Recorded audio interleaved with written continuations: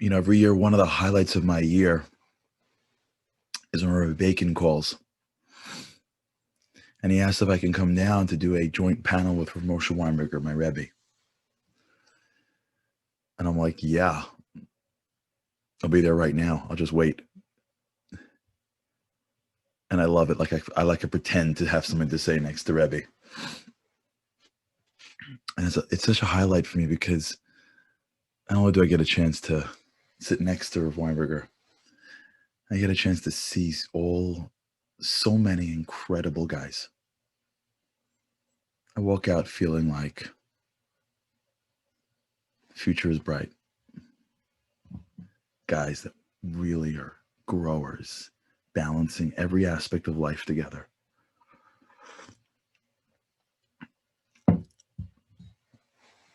It's such a schus to be able to talk to you, the holy chevra of YU.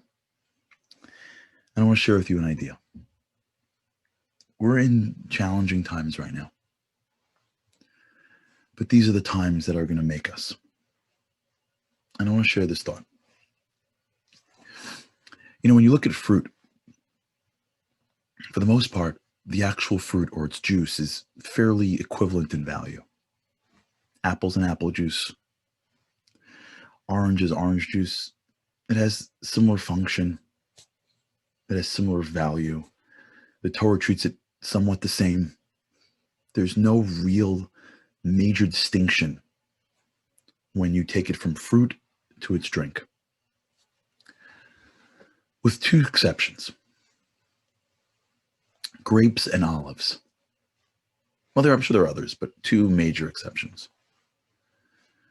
Grapes become wine, and the status gets elevated exponentially. And it finds itself everywhere. Weddings, brises, Shabbos tables, any occasion, sudas, wine. Much more valuable from a Torah perspective, from a bracha perspective, than grapes. The other one is olives. It turns into oil, which is really the core of candles, Chanukah, menorahs. What you find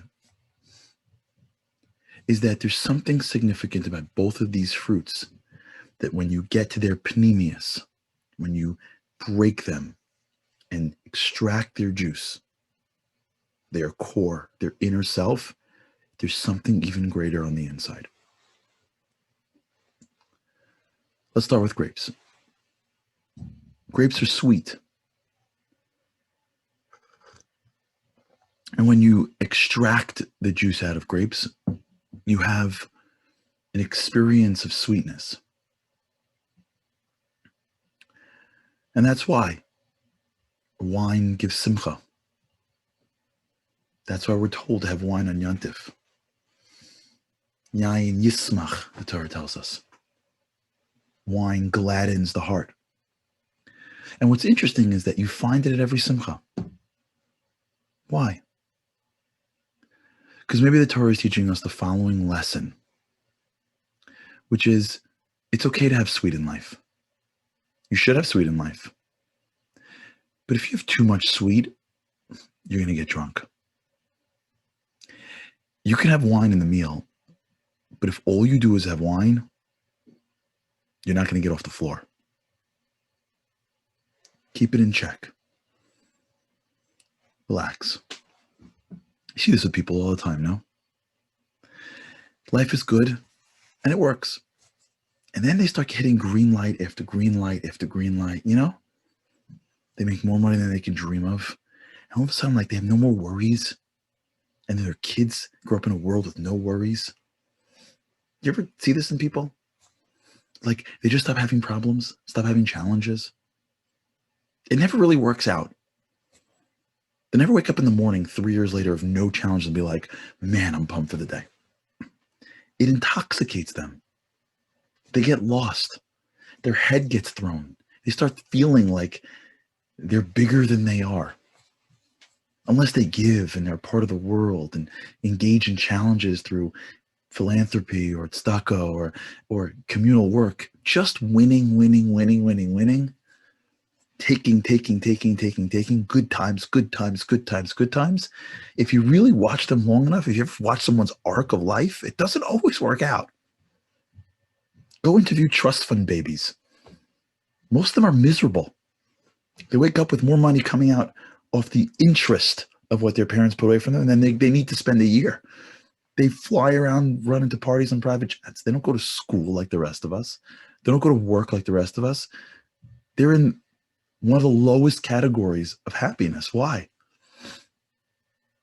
Because it's good to have sweet, but too much sweet intoxicates.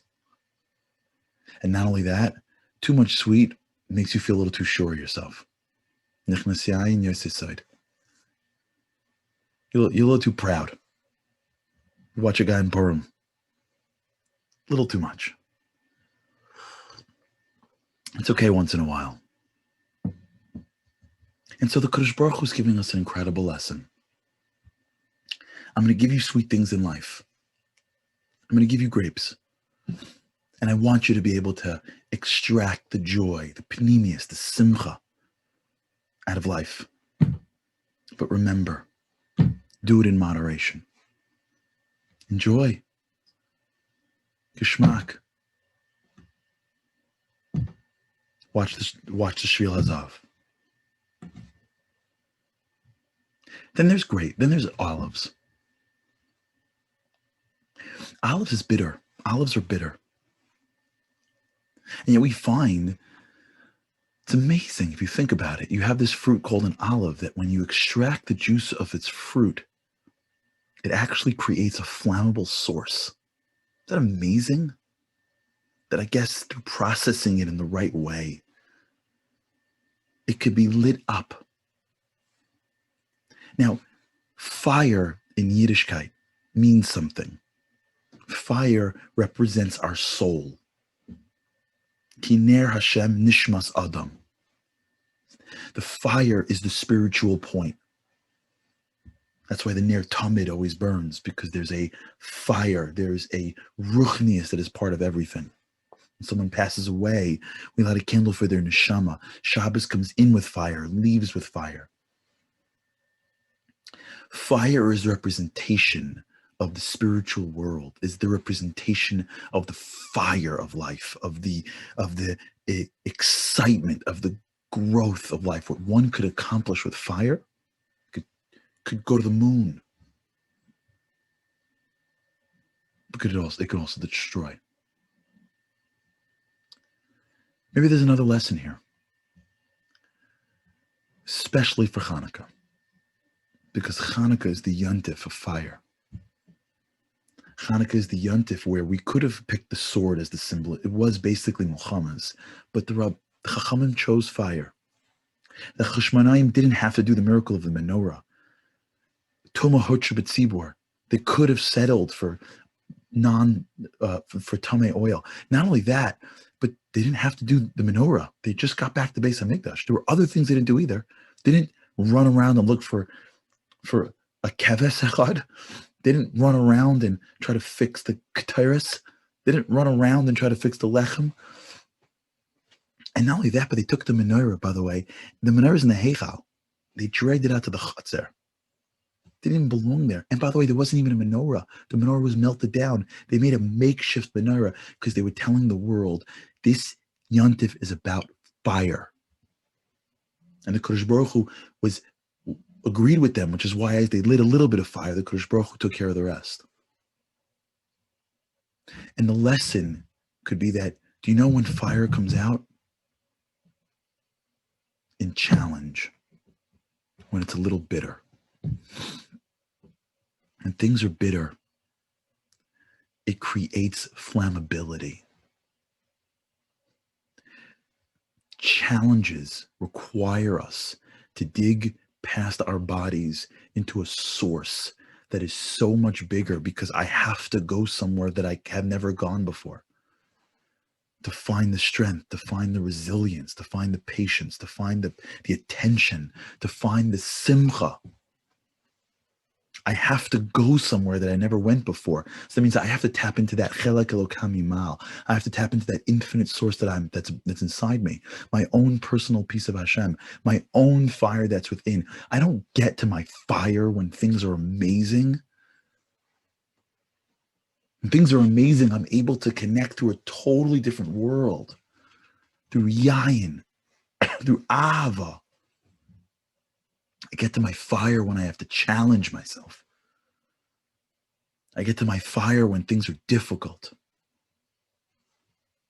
And either that fire will destroy me and burn me out, or that fire will propel me to the godless that I always had inside me that I was never able to bring out because I had just too much wine in my system.